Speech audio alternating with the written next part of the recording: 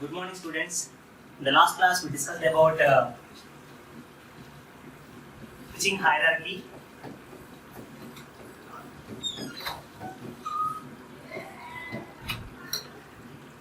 Okay, in that switching hierarchy, we discussed about few points. One is different types of topologies we have seen: mesh type, star type, and hierarchy.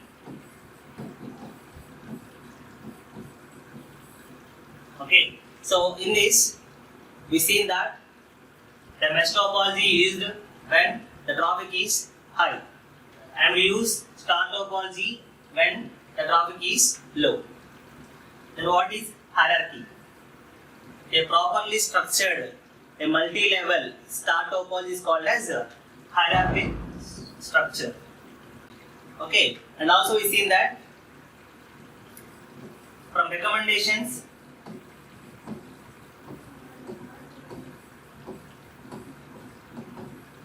of CCITT,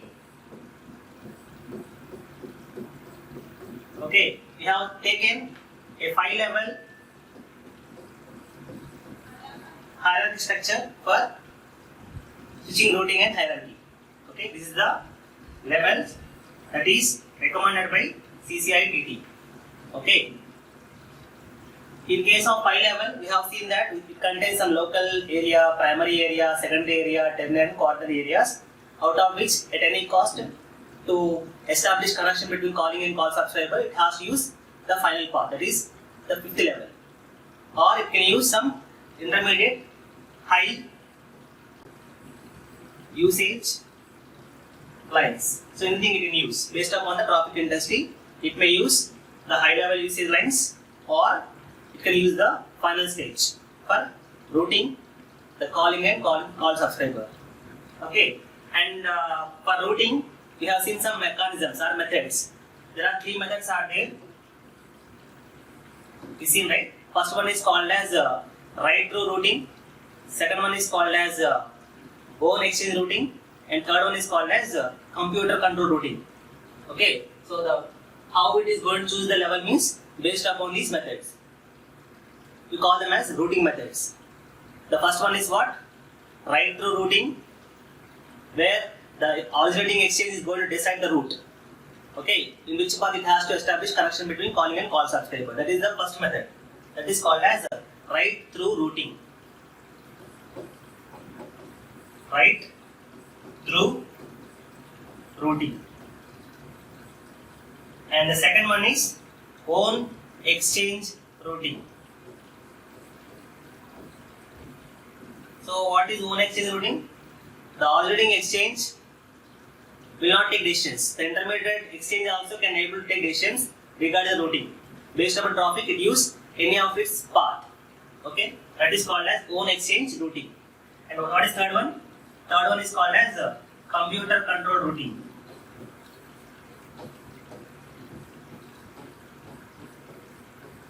Generally, this type of controlling is used in case of nowadays switching hierarchies, because this is useful for both data as well as voice. Okay, so these are topics what we have discussed in the previous class. Now in this class, we will discuss about the next topic, transmission plan. Okay, so that means to establish a connection between source and destination, okay, you have to follow some guidelines. Okay, so we already seen that to establish a connection between source and destination, it is going to use some intermediate exchanges. Call them as tandem exchanges. Okay, to establish a connection between source to destination, it will use some intermediate exchanges. We call them as tandem exchanges. So there should be some limit for this number of intermediate exchanges. Okay, so already we discussed one more point in the previous class, that is customer satisfaction.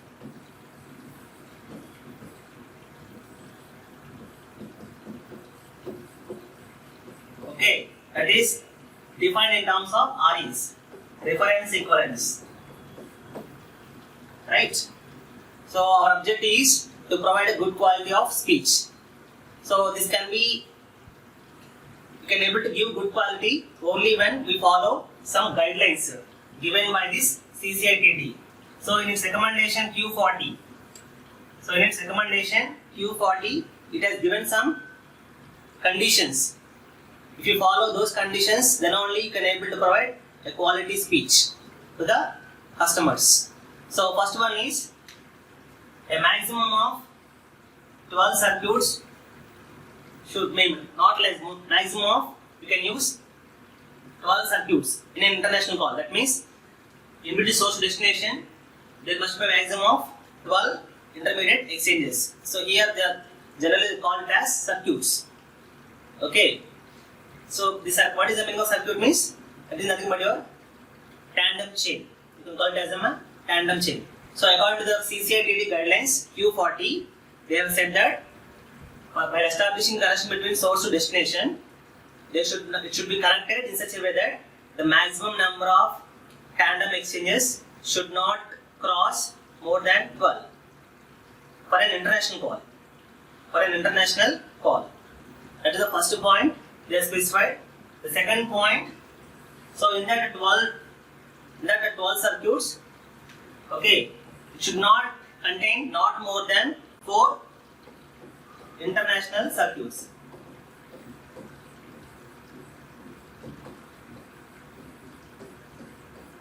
This is second point.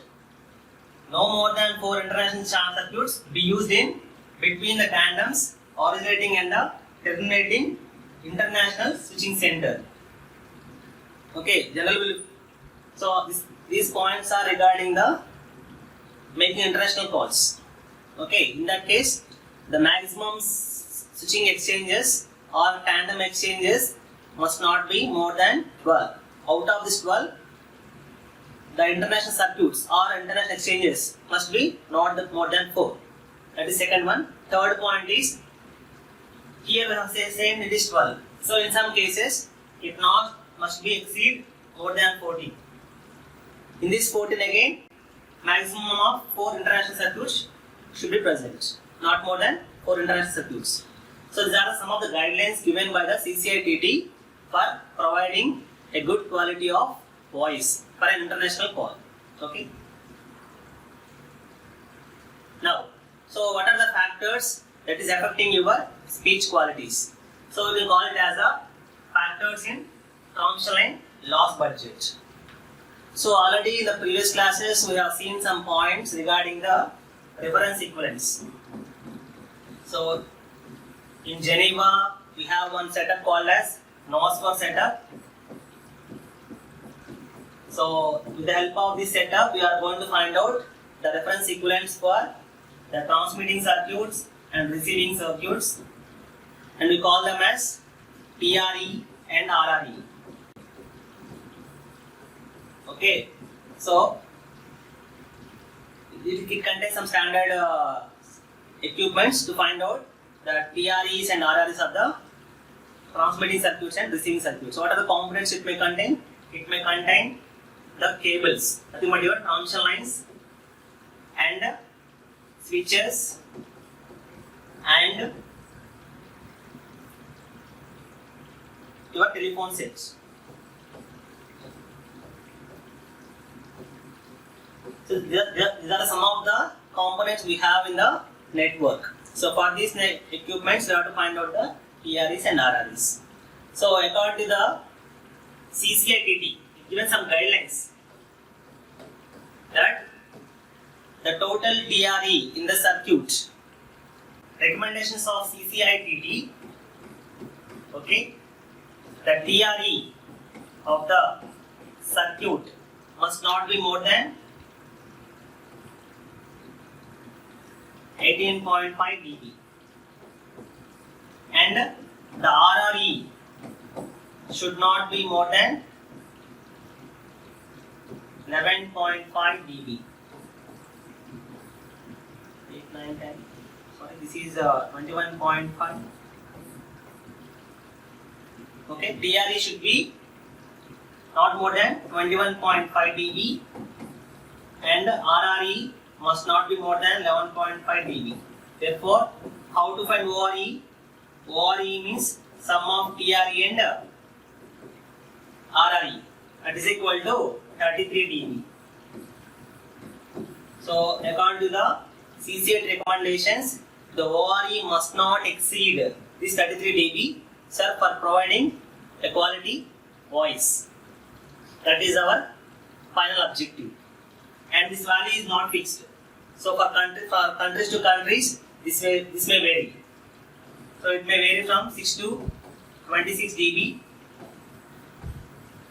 for different countries.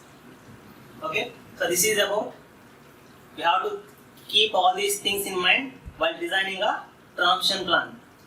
Okay. First point is you have to see that how many circuits it may contain. Okay, both national and international circuits. That is the first point. Second point is its reference equivalence, that ORE must not exceed 33 dB. That is the second point you have to remember. Okay, and next one is, so two more factors that are there for discussing this transmission plan.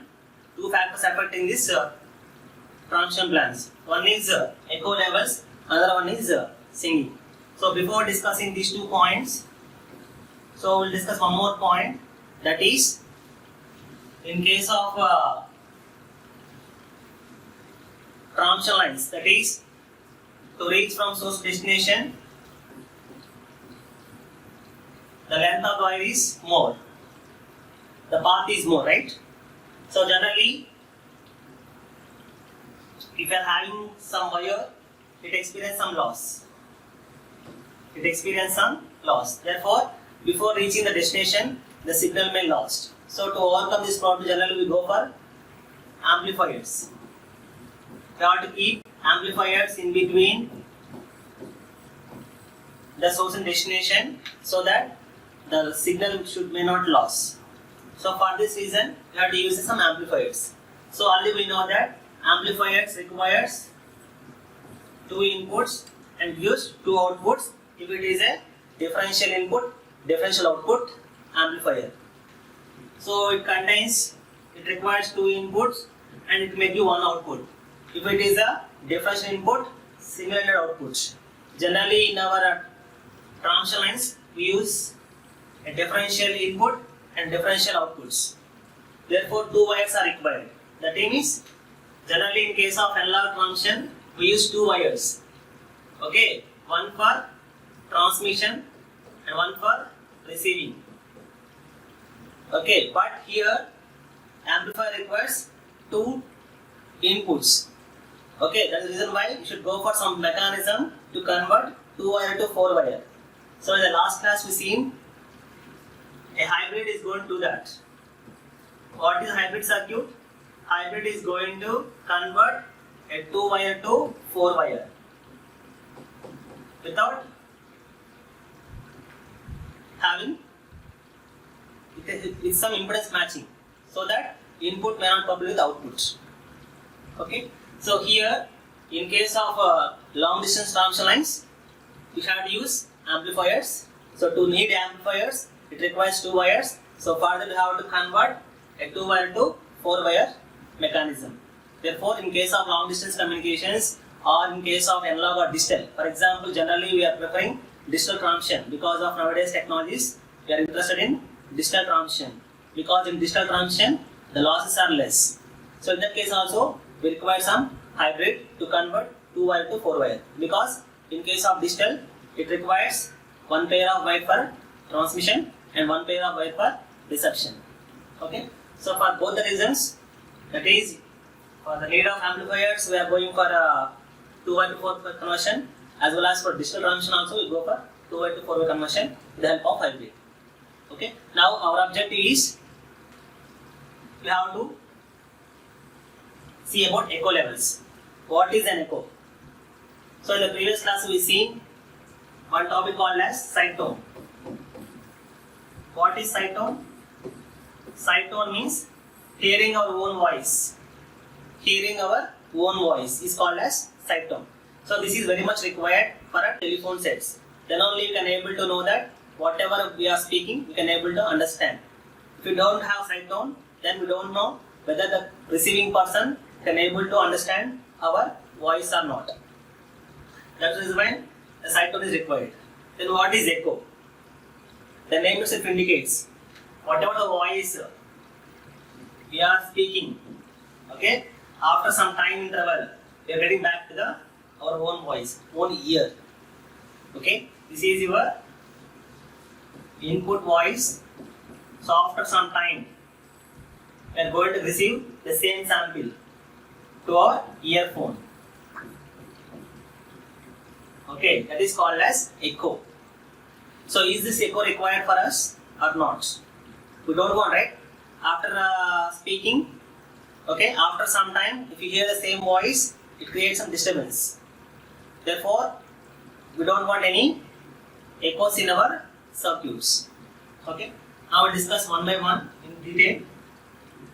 So echoes and measures taken. Okay, so therefore we have to suppress these echoes. So how to suppress the echo means with the help of attenuators you can able to suppress the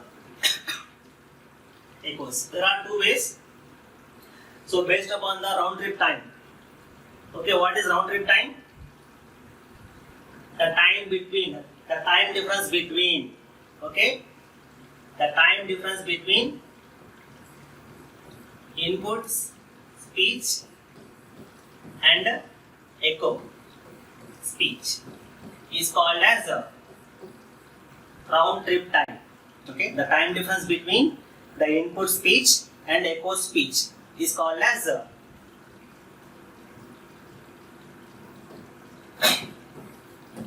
round trip time. Okay, so based upon the round trip time, we will use some different mechanisms. So if the round trip time is less than 50 milliseconds, then we can go for attenuators.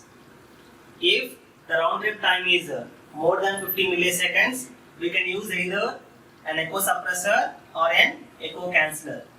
So in our subject, we will discuss about the attenuators as well as the echo suppressors. Okay. If it is short, then we will go for attenuators. This is very less. For example of 1 millisecond or something else, no need to have anything else. Generally, we will have some graph that represents for how much round trip time you have to add how much attenuation. You can see this graph here. So this is a graph representing the attenuation to be added for a round trip time. So try to remember this graph because in some problems they may give the round trip time. So based upon that, you have to choose the appropriate attenuation you have to add to the system to suppress that or to cancel that echo. So try to remember this graph, very important. So for 10 in one problem I can have this one. If round trip time is of 10 milliseconds, then the attenuation required to be is 7. In one problem is this value. For a given circuit, the round trip time is 10 milliseconds. So in that case, the amount of attenuation required to suppress that echo is 7 dB. Okay, like that we use this graph in some problems. Okay, now come back to the previous topic. So here, what is an echo? So whatever the speech signal we are talking, after some time I am getting back. So this is called as echo. Echo of A. When A is speaking, he hears his own voice after some time. This time is called as round trip time. Okay? Fine. Next. Now we'll see how to suppress this. So we have to put some attenuators. In A circuit and B circuit so that it is going to suppress the echo. For example, for 10 milliseconds, I want 7 dB. So if I add 7 dB here,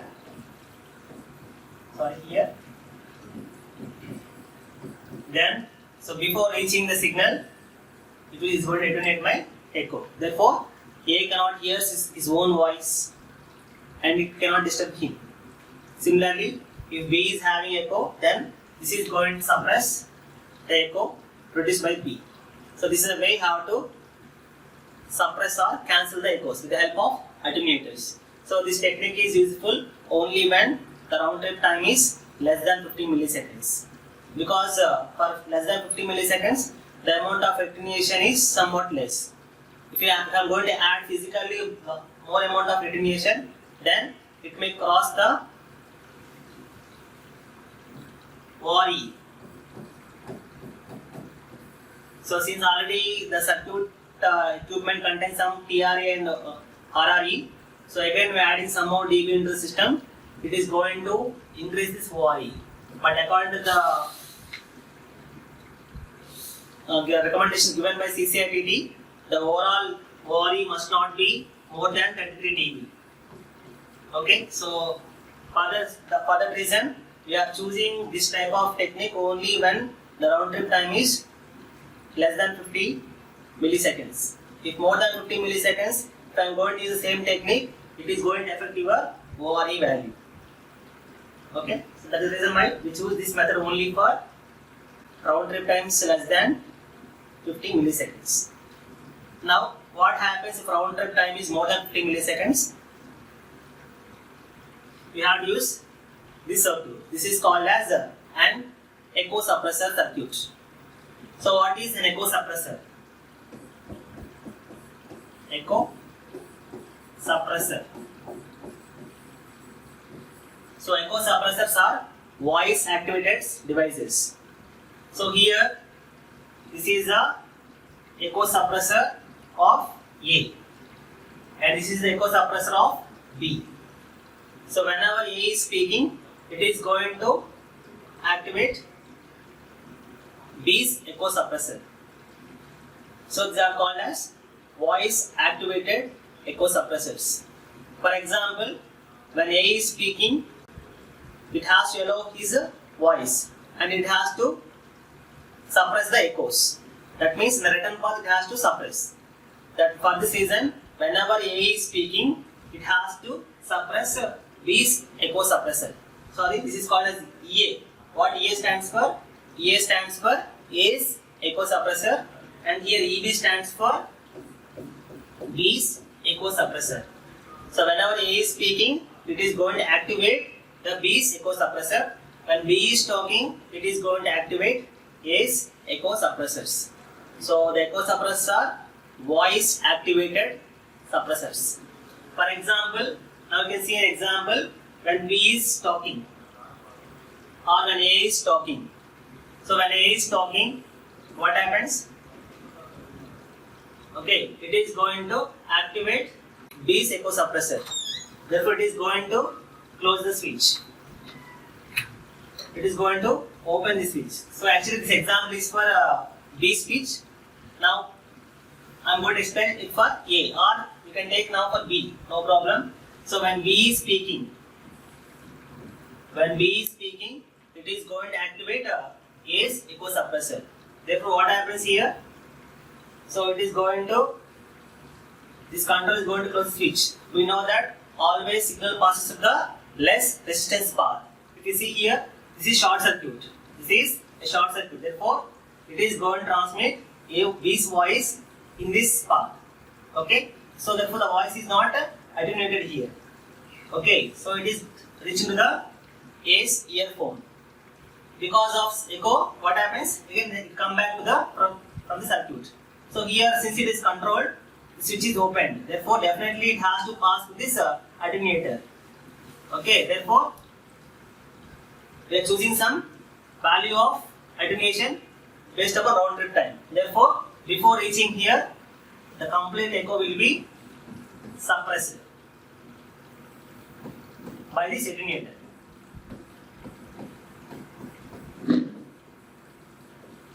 Clear?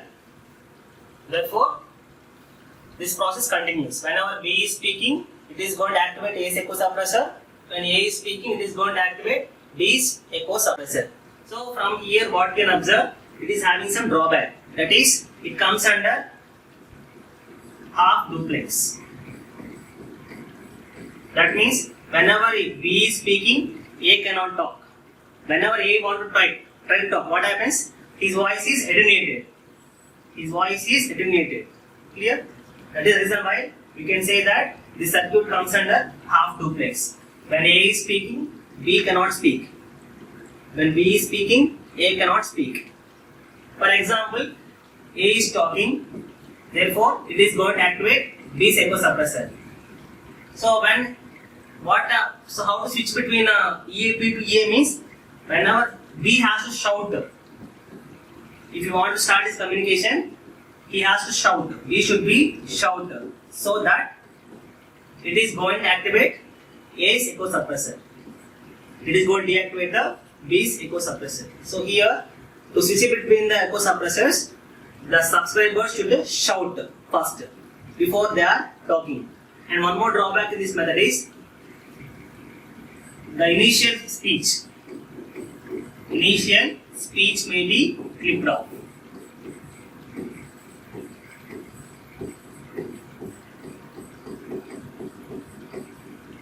Because it takes some time to activate the B's echo suppressor or A echo suppressors. So meanwhile, whatever the speech we are talking, that will be clipped off because of this structure.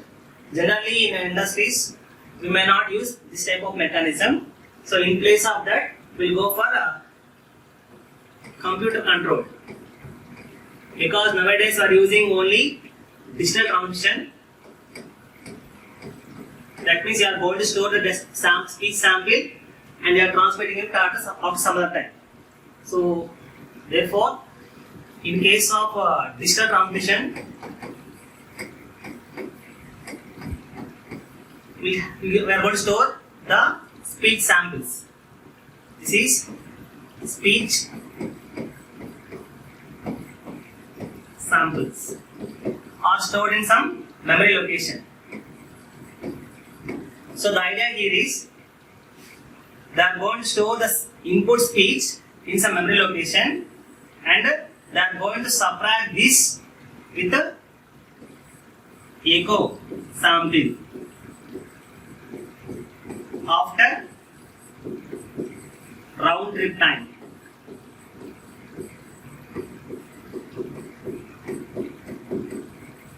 Okay, so since we are having some limit, right?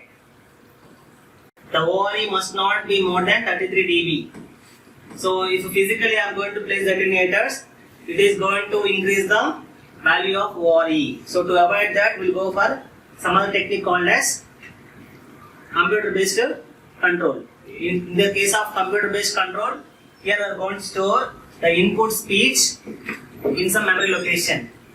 Similarly, I am going to store the echo sample in another memory location.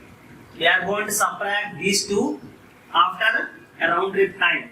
Therefore, the echo will be suppressed. Clear? Therefore, A cannot hear this own echo. The technique they are going to employ here so that it will not increase the ORE. So, because of nowadays are going for digital circuits, digital transmission and digital switches and TDMs are using. This method is more advantageous when compared to using a physical echo suppressor. Okay, and the last point is singing. The last point is singing. What is singing? Here I am using some amplifiers, right, in the circuit. Because for long distance transmission, without amplifiers, if you transmit, the signal may get lost. What is the property of the amplifiers? If the amplifier gain, if you say it is approximately equal to unity, then what happens? It creates oscillations. Therefore, the ASP signal is moving to the B. Because of echo, it will come back to the A. So it will not stop. So first time he is listening his own speech. Again it can go back. Because of the amplifiers, this signal get amplified and it will be again transmitting to the B. Again, it is going to reflect back to the A. So multiple times he is hearing his own echo. It leads to the concept called as singing. What is singing? Hearing his own voice, that is echo, multiple times is called as singing. Okay, so to avoid singing, you can use the previous method what I have discussed earlier. With the help of this computer control, we can suppress these singing effects. Okay, so one more point I have to discuss here is, in the previous topic, here we can use these circuits for data transmission also, right? For data transmission, it should be bidirectional. So in case of bidirectional transmission, if I am going to attenuate one circuit, what happens? It can transmit only one data at a time. But our objective is to transmit data parallelly.